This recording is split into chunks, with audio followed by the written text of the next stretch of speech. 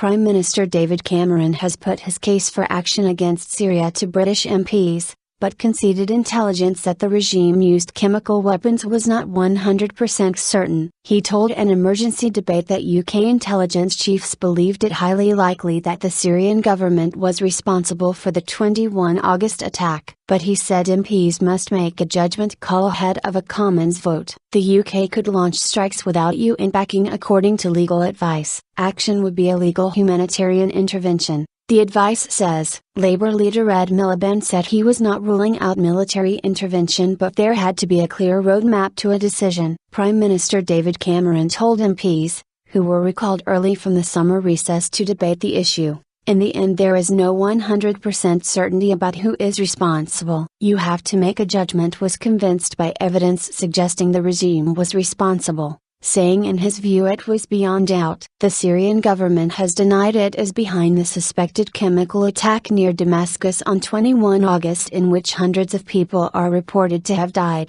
blaming opposition forces. US President Barack Obama has said he has not yet decided on a plan for action against Syria, and is due to give senior US Congress members a classified briefing on why the White House is certain Syria has used chemical weapons. Mr. Cameron told MPs that unless action was taken, Damascus will conclude that it can use such weapons again and again. Other nations are also considering the next move. UN Secretary General Ban Ki-moon has called for patience and insists he will receive a report on Saturday from weapons inspectors investigating the alleged attack. Downing Street says Parliament could be recalled again over the weekend if the inspector's assessment is published. A spokesman added the government believes there is a case for surgical strikes, but that the Commons debate was not about going to war. Syrian President Bashar al-Assad has said his country will defend itself against any aggression. The UK wants a UN Security Council resolution to take all necessary measures to help civilians, and presented a draft resolution to members on Wednesday. However, Downing Street has released a statement, based on formal legal advice by the Attorney General Dominic Grieve, that states limited military strikes to deter future chemical weapons attacks would be in line with international law. An assessment published by the Joint Intelligence Committee also argued it was not possible for the opposition to have carried out a chemical weapons attack on this scale. In its report, Chairman John Day said it was highly likely the Assad regime was responsible. Mr. Cameron has said he believes there is compelling evidence from the intelligence services and from publicly available material, including YouTube videos of the atrocity, that the regime carried out the attack. It's not about taking sides in the conflict, it's not about invading, it's not about regime change or indeed working more closely with the opposition, he said. It's about the large-scale use of chemical weapons and our response to a war crime, nothing else. But he warned,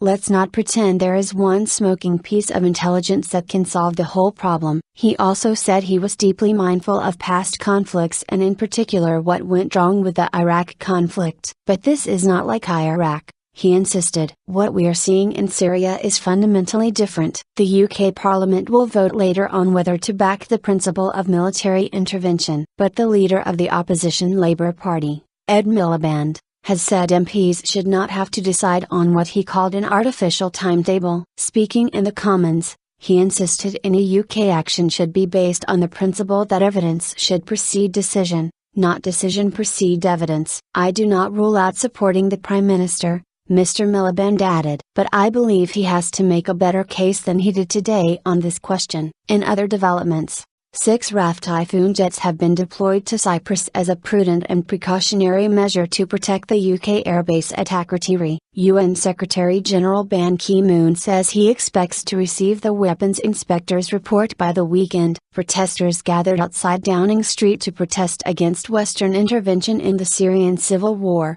with some 5,000 people expected to demonstrate on Saturday. The Speaker of the Syrian Parliament has written to his counterpart in London inviting a British parliamentary delegation to visit Damascus as soon as possible. French President François Hollande has also yet to decide about a military intervention. But on Thursday, after meeting Ahmed Jarba, the head of the opposition Syrian National Coalition, Mr. Hollande said a political solution would only be possible if the international community can put a temporary stop to this escalation in violence. Elsewhere, A Chinese state-run newspaper has warned Western governments that there are no excuses for airstrikes on Syria before the UN has completed its investigation. And Russia, President Assad's main international ally, also says it opposes any foreign military intervention in Syria. But in the event of any military action, BBC defense correspondent Carolyn White said cruise missiles could be launched from U.S. ships in the Gulf or the Mediterranean,